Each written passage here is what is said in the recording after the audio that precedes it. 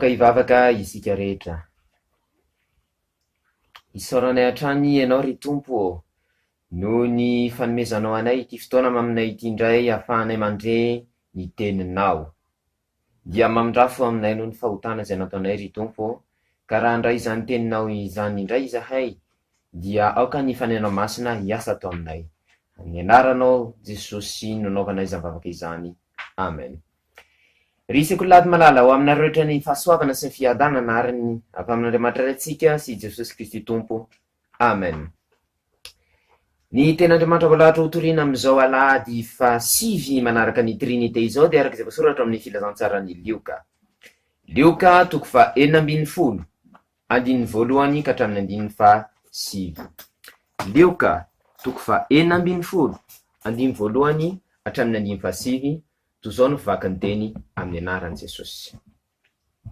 Ary hoy koa Jesosy tamin'ny mpianatra: nisy olona manan-karena anankiray nampitandrina ny fananany. Ary le iny dia nampangainy olona taminy fa mandany ny fananany. Ary nampaka azy izy ka nanao taminy hoe: ahoana izao fandrenesako anao izao? Mamoany amin'ny fitandremanao ny fananako, fa tsy mahazo mitandrina ny fananako intsony ianao.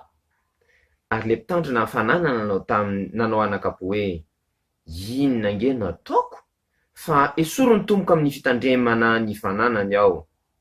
Ny miasa tany tsy tratry ny haiko, ny mangataka mahamenatra ahy. Fantatry ataoko mba isy handray ahy ao an-tranony rehefa voaisitra amin'ny fitandremana ny fananana aho. De niantso izay rehetra nitrosa tamin'ny tompony izy ankao aminy, ka nanao tamin'ny voalohany hoe: ohatrina nitroso ny tompoko aminao? Ary io: diloilo 100 mifamarana. Eo izy taminy: ity raiso ny taratasinao ary mipetra faingana ka 50 no soraty. De hoy izy tamin'ny anankiray koa: ohatrina kosa nitrosa aminao? Ary hoy izy: vary 100 mifamarana. De hoy izy taminy koa: ity raiso ny taratasinao ka 80 ny soraty. Ary ny tompony midera ilay mpitandrina tsy marina satria nanan-tsaina izy. Fa ny zanak'izao tontolo izao dia manan-tsaina kokoa ny amin'ny karazany noho ny zanaky ny mazava. Ary hoy izao aminareo: aoka ny mamoana tsy marina hoentinareo mahazo sakaiza mba ho raisin'ireo ho any amin'ny fonenana mandrakizay ianareo rehefa lany izany. Amen. Somary sarotsatra amintsika angamba ny tantara ity, na de efa enkentsika ihany. Misy olona zany ito manan-karena de nanana mpitandrina izy. Ny ohatra tsotsotra azo ilazana anazy amin'ny fiainantsika angamba de hoe mety misy amin'ireo zao ny ray aman-drenitsika miasa de manana fidiram-bola hafa izy, de ataontsika hoe fivarotana, na hoe manana fiara isika zay ampanaovitsika fitaterana izany. De sy le ray aman-drenitsika no mikarakara zany varotra izany, na izy no mitondra an'ilay fiara, izy manao ny asany ihany dia olona hafa no ataony mivarotra eo ohatra. Atsika le varotra, any ray aman-drenitsika moa zany marina kokoa, fa atsika ihany moa zany. De olona hafa koa nataony mitondra an'ilay fiara, fa tsy izy sady manao an'ilay fiara, manao an'ilay varotra ny manao any asa ataony ihany. De amin'izay fotoan'izay de tsy maintsy izy matoky an'ireo olona apetrany amin'izany. Ny tena fanaontsika betsaka angamany de hoe misy olona koa miasa ao an-trantsika.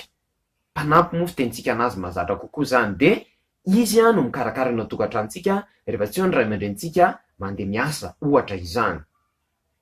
De reny olona ireny dia itokisany ray aman-drenitsika satria izy tsy ho eo. Zava-misy nefa matety dia misy manana toetra ratsy reny olona ireny. Raha ohatra hoe misy olona karama antsika hitondra an'ilay fiarantsika, de mety hoe simbainy ny fiara iny indraindray de tsara reny akoriny, ataony taingim-be ohatra. Mety misy olona ataontsika mitazona an'ilay varotra antsika, de mety misy olona reny olona reny indraindray mangalatra entana na mangalatra ny vola ao. Ary mety misy olona ampiasaintsika ao an-trano, mety misy olona mangalatra entana na manimba zavatra ao. Zavatra mety misy zany eo amin'ny fiainantsika. Raha ohatra hoe tsy tahaka an'izany moa ny olona ampiasaintsika, misaotra Jesosy fa manana olona mahatoky isika.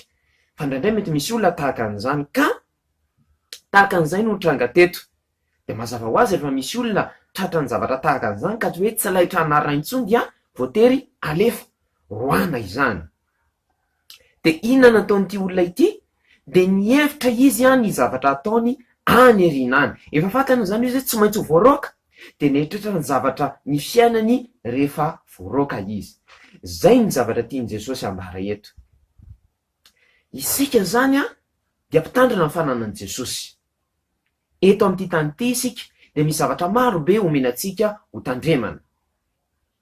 Mety misy fahaizana omenantsika ao, mety misy fananana omenantsika ao, tahaka ny hoe meny fiara, meny tomobila isika, manana kilalao tsara tarehy sy ny sisa isisa, ary indrindra omeny vola isika. Reny zavatra omeny Jesosy atsika ireny de tokony ampiasaina hitsinjovantsika ny fiainana any aoriana.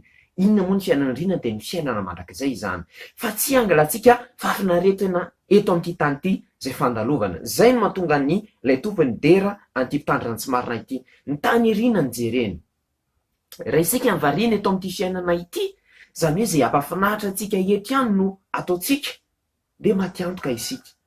Fa ireny fananana omen'Andriamanitra ho antsika ireny de andao ampiasaina hitsinjovana ny fiainana any aoriana. Amin'ny fomba ahoana?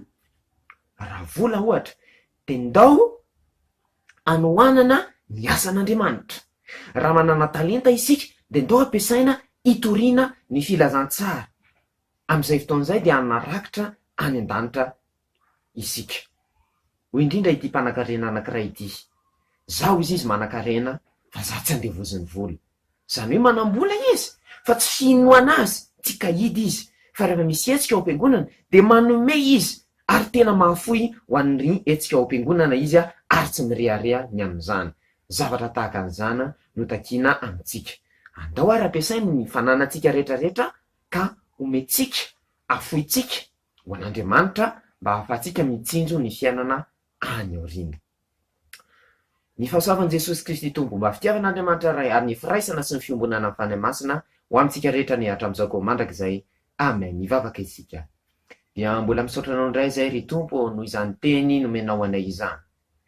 Arovy amin'ny fahirana izahay ka aoka ikendro mandrakariva ny fiainana any aoriana de ny fiainana mandrakizay izany. Ho voninahitry narona ny zavaka izany. Amen.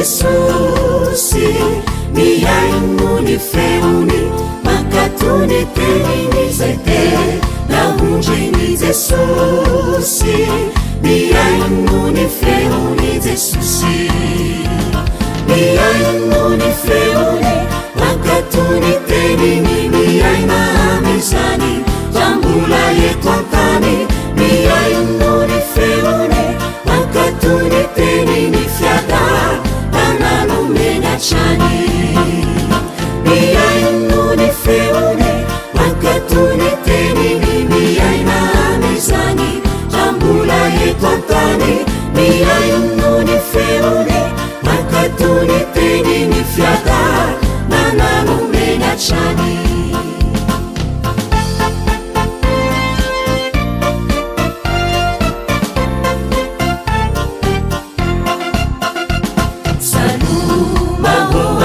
Isika iaino ny feony hankatony teniny salu mahoande isika iaino ny feony Jesosy miaino ny feony hankatony teniny miaina amizany jambola eto antany miaino ny feony hankatony teniny fiada Chani miaino ny feony mankatony teniny miaina amizany jambola eto antany miaino ny feony mankatony teniny fiada nananomena Chani.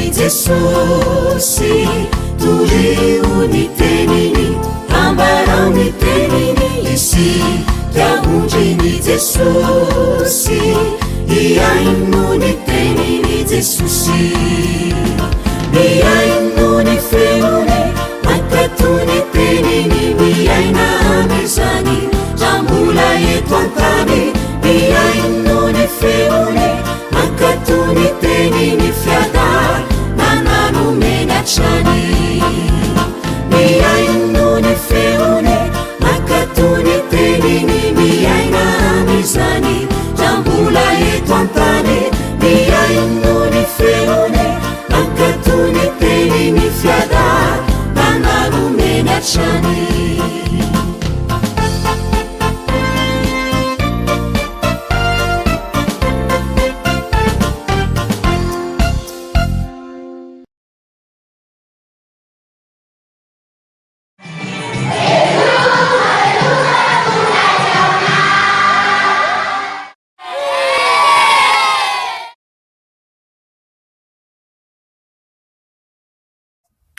Unissons-nous dans la prière.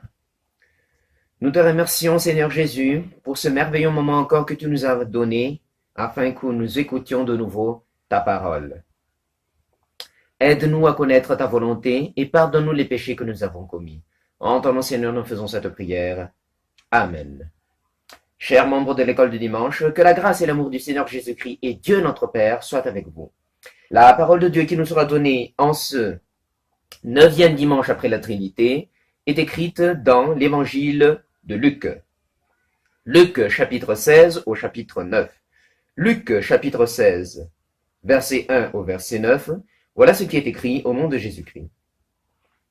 Jésus dit à ses disciples, « Un homme riche avait un gérant, et l'on vient lui rapporter que ce gérant gaspillait ses biens. Le maître l'appela et lui dit, « Qu'est-ce que j'apprends à ton sujet? Rends-moi compte de la façon dont tu as exercé ta charge, car tu ne pourras plus être mon gérant. » Le gérant se dit en lui-même, « Mon maître va me retirer ma charge. Que ferai-je? Je ne suis pas assez fort pour travailler la terre, et j'aurai honte de mendier. Ah, je sais ce que je vais faire. Et quand j'aurai perdu ma place, des gens me recevront chez eux. » Il fit alors venir un à un tous ceux qui devaient quelque chose à son maître. Il dit au premier, « Combien dois-tu à mon maître? » « 100 tonneaux d'huile d'olive, lui répondit-il. Le gérant lui dit, « Voici ton compte, vite, assieds-toi et écris 50. » Puis il dit à un autre, « Et toi, combien dois-tu? » 500 sacs de blé, répondit-il. Le gérant lui dit, « Voici ton compte, écris 400. » Le maître de ce gérant malhonnête le loua d'avoir agi si habilement, car les gens de ce monde sont bien plus habiles en affaires les uns avec les autres que ceux qui appartiennent à la lumière. Jésus ajouta, « Et moi je vous dis, faites-vous des amis avec les richesses de ce monde, afin qu'au moment où elles viendront à vous manquer, on vous reçoive dans les demeures éternelles. » Amen. Une histoire qui est un petit peu difficile à comprendre car elle ne nous est pas trop habituelle. Alors il s'agit de l'histoire d'un gérant qui gaspillait les biens de son maître. Dans la vie quotidienne, vos parents ont peut-être des biens dont ce ne sont pas eux qui s'en occupent, mais quelqu'un. Par exemple, vous avez peut-être un bus, ou une épicerie, un commerce. Et alors ce ne sont pas vos parents qui s'en occupent car ils ont d'autres occupations, ils ont d'autres travaux à faire. Alors ils choisissent quelqu'un pour gérer ces biens-là. Par exemple, un chauffeur pour conduire la voiture, qui sert pour le transport, ou un commerçant qui s'occupera de votre commerce, votre épicerie par exemple, ou le plus fréquent, c'est que on emploie quelqu'un chez nous, à la maison, pour nous aider dans les tâches ménagères. Alors, on doit avoir confiance à ces gens-là, parce que ces gens s'occupent de nos biens. Malheureusement, il arrive que ces personnes-là font face de fautes graves. Par exemple, les chauffeurs les bus que nous possédons peuvent faire un transport de beaucoup de personnes, ce qui détériore le bus. Les commerçants qu'on utilise peuvent voler de l'argent ou détourner nos biens. De même pour les personnes que nous employons dans notre maison, peuvent détourner également nos biens ou voler quelque chose. C'est exactement ce qui se passe dans cette histoire-là. L'homme riche a fait confiance à son gérant. Or, le gérant a gaspillé les biens de son maître. Mais, le maître de ce gérant le loua après. Pourquoi?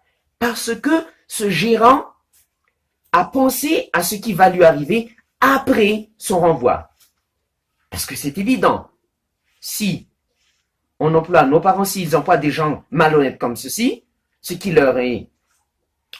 faut leur faire, c'est leur envoyer. Il n'y a pas besoin de personnes comme ceci. Alors, le gérant savait que il allait être envoyé. Il allait être renvoyé. Alors, ce qu'il a fait, c'est de préparer ce qu'il va faire après son renvoi. Il connaît ses capacités, il connaît ce qu'il ne peut pas faire, alors il prépare ce qu'il va faire après. Voilà ce que Jésus veut nous enseigner aujourd'hui. Nous devons nous préparer à la vie qu'on aura après le passage sur cette terre. Cette terre n'est que passage, ne l'oubliez pas. Mais le plus important, c'est la vie éternelle, la vie après la mort, plus exactement. Alors, nous devons faire tout pour avoir cette vie-là. Bon, au fait, nous l'avons déjà, mais pour avoir l'assurance de cette vie. Comment? Eh bien, comme ce gérant-là, Dieu nous a dit de nous occuper de ses biens sur cette terre. Dieu nous donne quelque chose.